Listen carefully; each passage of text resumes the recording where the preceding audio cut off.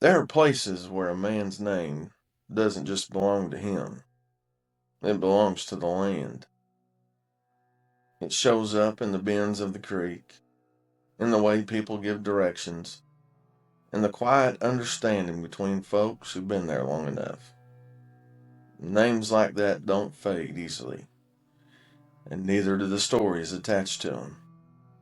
In Scott County, Tennessee, there are stories that don't feel finished. Not because no one knows what happened, but because what happened didn't stay in one moment.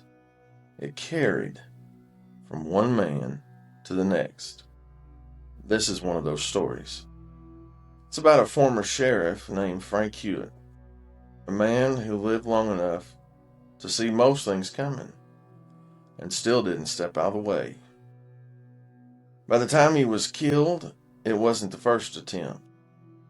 He'd already been shot once, he had been poisoned, and still he stayed. So when it finally happened, it wasn't chaos, it was patience. It was someone waiting for the right moment to finish something that had already begun. Welcome back to the Pine Grove Briar. This story comes out of Scott County, Tennessee, and is based on historical research compiled by Ben Garrett, editor of the Independent Herald and author of the book Murders in the Heartland. I'd like to thank Ben for his tireless efforts in telling stories just like this. I also want to give credit to Bob Strunk and Stephen West for pointing me in the direction of this story. Because stories like this, they don't always come looking for you. Sometimes, someone has to show you where to start digging. And this is not just a story about violence. It's about family. It's about reputation. And it's about what happens when those things get tied to the law. In a place where nothing is really ever separate. Frank Hughett was born in 1851 in the Brimstone Creek community. And that matters more than it might sound. Because in that part of the country, you weren't just born somewhere. You were from somewhere. And there's a difference. To be from a place like Brimstone means your people are tied to it. His father, known locally as Squire Hughett, served as Justice of the Peace. That wasn't just a position.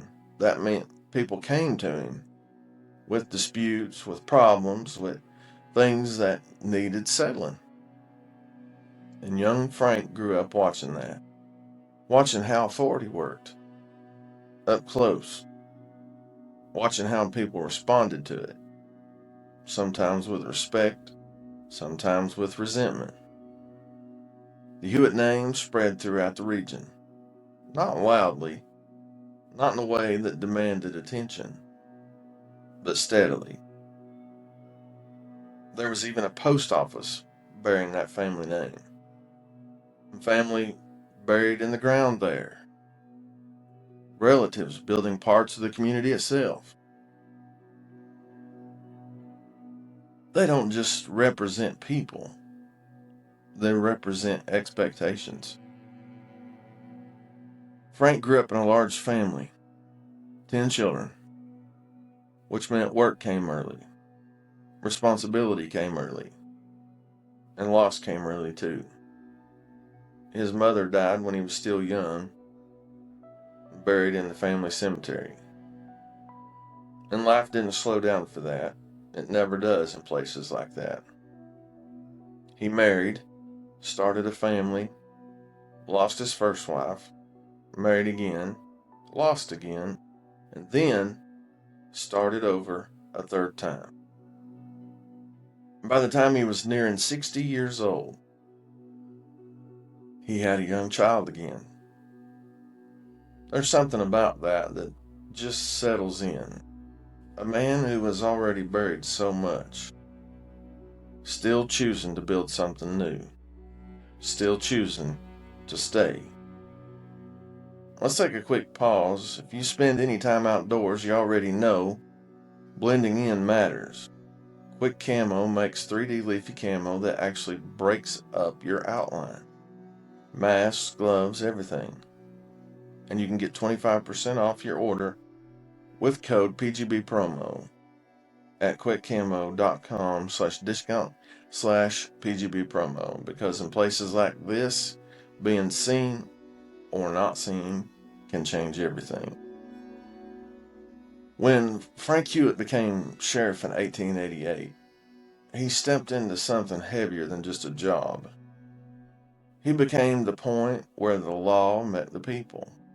And in Scott County, that line wasn't clean, because the same people you might arrest were people you knew, people your family knew, could even be your own family, people you might see again under different circumstances.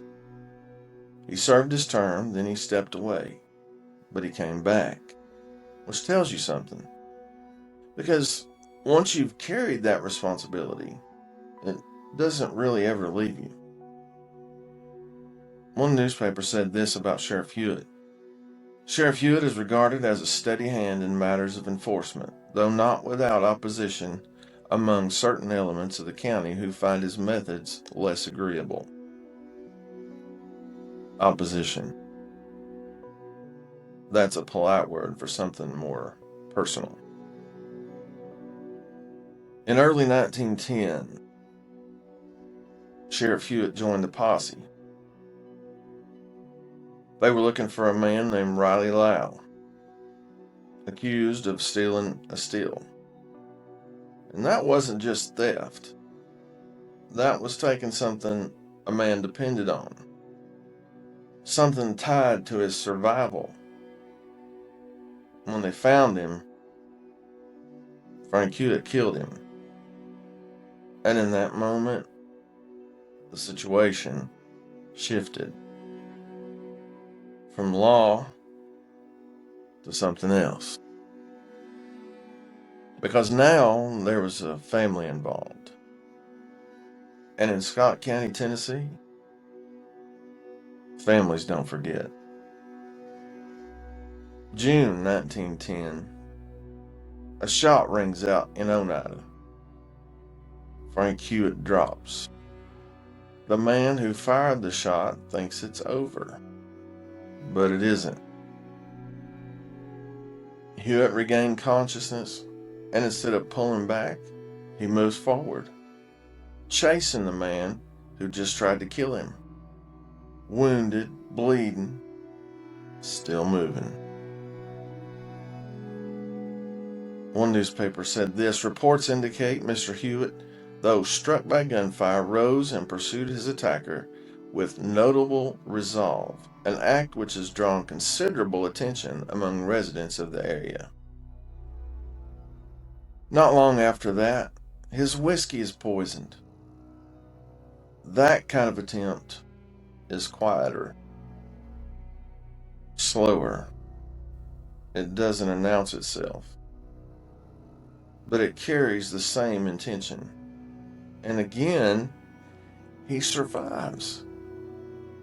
Most men would have left. He didn't. Before we go farther, bare knuckles gloves. Built tough, full leather, made for real work. Get 15% off your order with code PGB promo at buybarenuknucles.com/discount/PGB promo. Because the kind of life we're talking about here, it wasn't easy on anything. September 19th, 1910. Sunday. Cook's Camp, Smoky Creek. Morning comes in quiet. Frank Hughett is outside, sweeping the steps. It's routine, the kind of moment you don't think about. His wife is nearby. His 2-year-old baby is nearby. Nothing feels wrong until it is. 2 shots from above, from cover, the kind of position you choose when you don't want to be seen. He's hit, and within minutes, it's over.